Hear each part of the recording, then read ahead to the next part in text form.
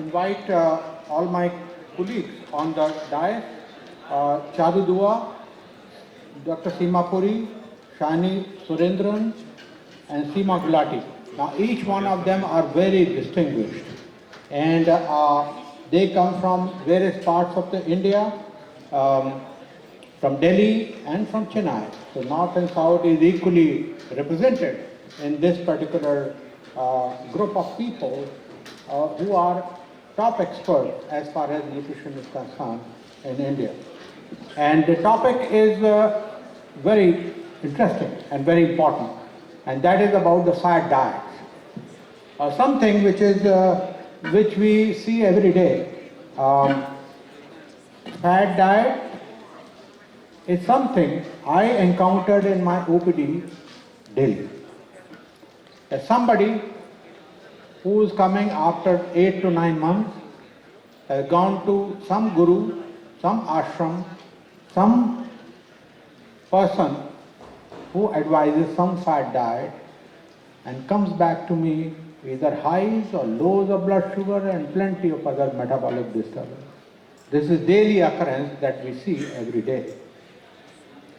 So there are important questions, and to begin with, I have a question for Dr. Seema Gulati. What are fad diets? How do you define fad diet? Fad diet is any diet which is nutritionally not balanced and does not meet our nutritional requirements.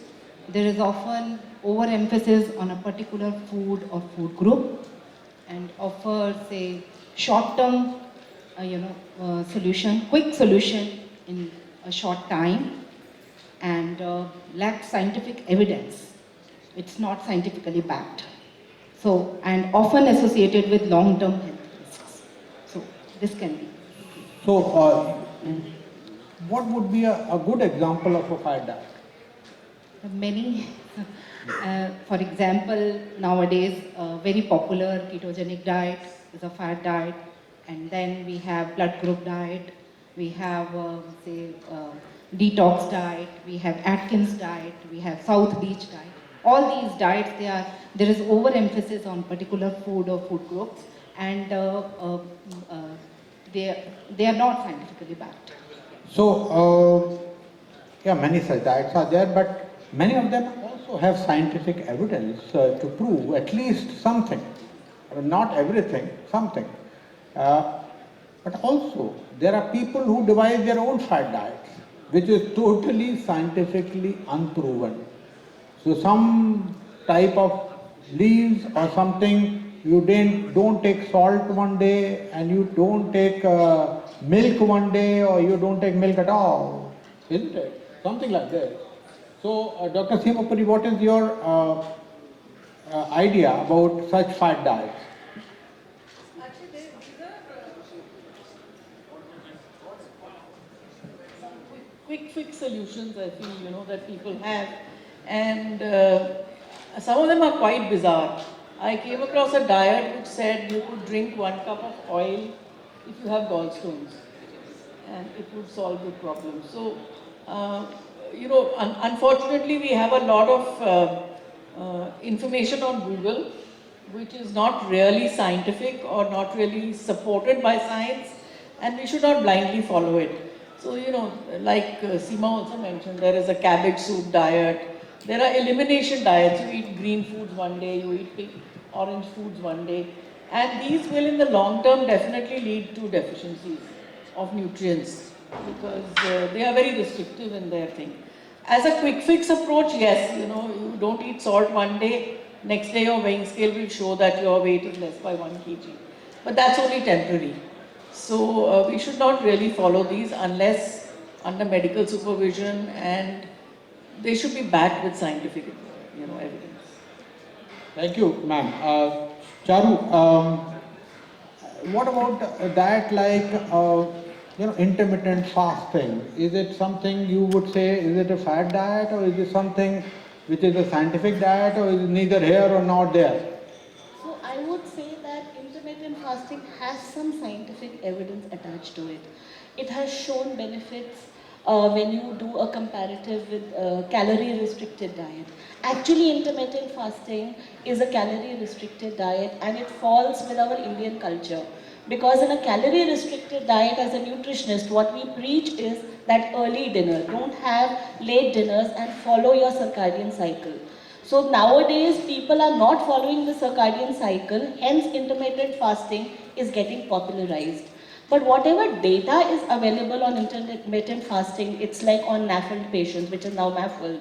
It is also available in diabetic patients, and I was just reading a new research which did mention, which was the only long-term research that I came through, which was from American Heart Association, that following an intermittent fasting increases your cardiac risk by 91%. And the conclusion was not very comprehensive because of the diet quality that people follow in intermittent fasting. So that was the main conclusion. So intermittent fasting is also a gray area. There is not a complete yes, there is not a complete no. So as a dietitian, I would like to analyze the patient, the benefit versus the risk. For short-term gaps, like when you are actually wanting to do a weight loss and you have reached a sustenance level where weight is not dropping, at that time short-term thing is something that you can be recommending so that the motivation level enhances in the patient. Even with the treatments, with the GLPs that are there for diabetes, if you are prescribing that and people are not following a calorie restrictive diet, these GLPs also don't work. This is what I've seen in patients. So calorie restriction with a proper circadian cycle rhythm is something that I should be propagating. Thank you. At this time, I will request one of the people, anybody has one question from the audience. Yes, sir. No, hold on. We'll answer more question about intermittent fasting because Dr. Seema Gulati will have a lecture soon. So we'll answer more questions. So anything apart from intermittent fasting? No other question? Anybody else? There's one question there. Ma'am, what about totally vegan diet? Sorry. I'll Vegan- allow one vegan diet. question, and this is a vegan diet. Vegan. Vegan diet. Shiny. Okay. What exactly do you want to know? Do you want to know whether it's good to follow it or not? Yes. Is that your question? Okay, fine. So I'm a sports dietitian. I also work on metabolic health. So there are a lot of people who take up veganism by choice. Okay, it's more for ethical, moral reasons. We even had a bunch of marathon runners whose friend passed away, and she was a vegan. So because of which that entire bunch of friends wanted to turn vegan. So there are various reasons why a person chooses to become vegan. And since we work with a lot of athletes as well, we see that as long as they're getting qualified dietitian's advice or else professional advice that I would say, then you can still follow a vegan diet and go ahead and perform well. But B12 and a whole lot of other markers like vitamin D3 and the protein digestibility factor, all that has to be taken into account. And periodically they have to get their values measured. The blood tests have to be done regularly. And so this way you can at least, trying to get the meal combinations right also will be truly helpful. So they have to meet a qualified dietitian, not the half-baked professionals who just do a 3-month or a 6-month course. Okay, there are so many people out there because we are all the time at loggerheads with professionals who have done small, short-term courses and claim themselves to be professionals. So you must understand that Indians are half vegan anyway, and there is a problem there. Though it may do good in some aspects, it is not so good in other aspects, and I see B12 deficiency left, right and center. Number one. Number two, Indians are particularly, especially women, are osteoporotic, osteopenic, osteoporotic. The moment you go on a vegan diet and stop dairy products and everything, which many people do, and they come with a heightened osteoporosis, a fracture. So be careful what you choose. You cannot, see, the basic premise of a diet is you fit into the person, you don't generalize it. So today I say ketogenic diet is good, so you're going to give to these 250 people? No, you're not. Maybe 5 people are eligible here. And similarly other diet. So you fit your diet, individualize your diet. take the history of person, take the profile, do the blood test, and then intelligent. This is something which is lacking, I'm sorry, by many nutritionists also, who will blindly prescribe a diet. They don't even talk to the physician. I talk to many nutritionists. When a patient comes to me and a particular diet is prescribed, I say, I want these many things. So I want to talk to your nutritionist. Somehow they don't talk back. There has to be two-way dialogue. Nutritionists are very important. A physician cannot do without a nutritionist, but they have to talk to a physician. That is something which is important. I come back to... Can I add something to what you're saying? What Dr. Mishra said is very true. In our practice, what we feel is that we treat nutritional diagnosis. We are not trained to do medical diagnosis. And nutritional diagnosis can only be achieved by detailed diet history, assessment, and where it is pinching the patient. Right? A geriatric patient coming to you who does not know, is not having a house help to cook, and you prescribe a fancy diet, the compliance is going to be zero. So you need to hit where actually it is paining. And it is 1.5 hours of detailed interview with regular follow-up, which will give results, and early sending to the dietitian. I treat international patients and Indian patients. The level of education international patients have, the compliance they show versus the Indian patients is vast difference. Thank you. Seema, the high protein diets are very, sort of popular, may important or may not be important. You have done multiple studies on a high protein diet. In India, in fact, Seema is the only person who has done studies on the high protein diet, whether it's a meat replacement or otherwise high protein diet. So what do you think about how high can we go? A vegetarian person can go in the protein, and how high a non-vegetarian can go into protein, and what are the benefits and what are the adverse effects? So, recommendation for protein intake for Indian is say 12 to 15%, and ADA recommends 20%. So, protein intake say between 20 to 30% can be classified as high protein diet. And interestingly, observational studies which compare say high protein with low protein diets, they are separating, or they are grouping the high protein and low protein groups on the basis of percentile. So even at the highest percentile, the protein intake is not that much, it's not really high. So generally, if we see the meta-analysis, they report safe effect of high protein diet. In fact, there is a beneficial effect on weight loss and cardiometabolic parameters. And if we see nurses study, there also it was shown that source is also important. Not only the amount of protein, but source where it is coming from. And it was shown that there is increased or accelerated deterioration of CKD in women who are on high protein diet, or especially if the protein is coming from animal sources. And also there are studies, if we talk about very high protein, say more than 30%, so there are animal model studies which are available, which show that when protein intake is say about 35%, so in mice it has been shown that the organ weight increases. The kidneys become heavier by 17%, and there are histological changes also. And couple of meta-analysis, they report the ill effect of high protein diet. There is one by Hoffman, which says that high protein diet increases kidney damage. There is and also there is increased risk of CVD. There is increase in blood pressure, and there is increased proteinuria, and there is increase in uric acid. Of course, it will depend whether it is from high protein per se, or if the protein is coming from animal sources. So these are the... Thank you. So, I'll come to you, Ashish.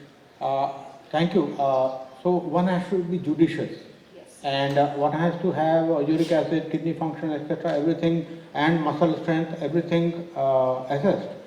When you start planning for a protein diet, and how, depending on what is your aim, whether it's a weight loss in a person who's asymptomatic and obese, or it's something to supplement protein to build up muscle, those are the aims that one must.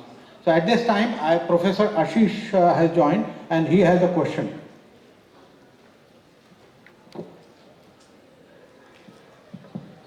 Excellent, Dr. Seema. So my question is, when you prescribe a diet, so a protein intake, do you base it on total caloric intake, or do you base it on the per kg body weight, like 1 gram per kg body weight or 1.5 gram per kg? So what is the ideal? Per kg. So instead of saying that out of 2000 calories which the patient is receiving, so instead of saying 20% or 15%. Yeah, it will amount to that. If we are, saying say 1 kg per 1 gram per kilogram of body weight, it will amount to say 15% of the total calories, because the calorie recommendation will be For a person Because someone who is obese, so 1 gram per kg body weight would be. No, we will do it for ideal body weight, not for the actual body weight. A very interesting paper in our journal recently has been accepted is that in people with chronic kidney disease, if you give adequate amount of protein and follow up the kidney functions, actually kidney functions overall improve. This is an Asian population, and also mortality decreases. So you have to be very judicious in chronic kidney disease. Now I'll have two quick questions, a very brief answer to Dr. Puri and Shani. Dr. Puri, you have a lot of research experience. Tell me which patient I should not at all think of giving any high or low protein and just give balance 15%, carbohydrate 50%, fat 30%, saturated fat 10%, high fiber, the usual balanced diet, and not go for fat diet. Which condition? I think everyone should not go for a fat diet. And like Charu said, dietitians in hospitals sometimes use them only to motivate people, to start that journey of, say, weight loss and then come back to the regular diet. But this thing about, even on a very low calorie diet, if you give, I think the percentage of protein, carbohydrate and fat needs to be really balanced out. Because high protein diets can also have deleterious effects. We just heard it. And the era I think that we're coming to is really personalized nutrition. So in future, it's not going to be a one size fits all. And everybody I think, is going to, depending on their health conditions, their parameters, we will have to work out individual diets, individual proportions, components for every patient. Thank you. Recently, a pregnant patient came to me and said, some nutritionist, actually probably not a nutritionist, not qualified enough or somebody, said that patient should be on keto diet because she has developed a little bit of high sugar. Keto diet in a person who's pregnant? No way, there is no way. This is something which is totally avoidable. So there are some conditions like end-organ kidney disease, end-organ hepatic failure, end-organ congestive heart failure. You please stay away from the fat diet, give balanced diet, and maybe supplement something which is lacking in that way. That's personalized nutrition. Last question, we are running late. Last question to Shani. Shani, South Indian population, of course, the whole of India takes a lot of carbohydrate, but South Indians particularly take a good amount of carbohydrate. What do you do in such people? Do you put them on some low carbohydrate diet, 15%, 20%, 30%, 40%, how much? Of course, there are a lot of options. So I come from Kerala, but I've lived all my life in Chennai. So a good mix, when you say, it's like how you have your besan chilla, your besan kapuda. Just like that, Andhra has pesaratu, and then of course Tamil Nadu has adai, and a thick sambar rather than a watery sambar options. And then a lot of black urad is added to, idlis, ya dosas. That's another way to incorporate a lot more protein. And there's a Tamil dish called paruppu usli. And there's also sundal, so that is just legumes, do a tadka and then add some grated coconut to it. That dish is a good one. And then purposely is again made with a lot of yellow dals. So that's more like a steamed vada and then it's powdered and added to any vegetable dish. So there are a whole lot of these kind of dishes which are incorporated. And again, weight gram per kg body weight, just like her doctor had asked. So that's how we calculate and give it to either to our sports population or even the ones with metabolic issues. And plant proteins are being given for people who have food intolerances. Thank I see you. a lot of them. We have very interesting lecture tomorrow by some of these people. Shani is speaking on ketogenic diet. Oh, interesting. And sports, Olympics are going on. So sports nutrition, special reference to sports nutrition. And Seema will be speaking on fasting and diet right now. And also tomorrow on millets. Seema, are you speaking on millets? Okay. Tomorrow, millets on popular demand. Because last time Seema spoke on millet and it was liked by so many people. Because all millets are not the same, that's what she said. So that's what needs to be done. So that's for tomorrow. And there are a couple of things for today. So I thank all my panelists, wonderful people. There are a bunch of questions here.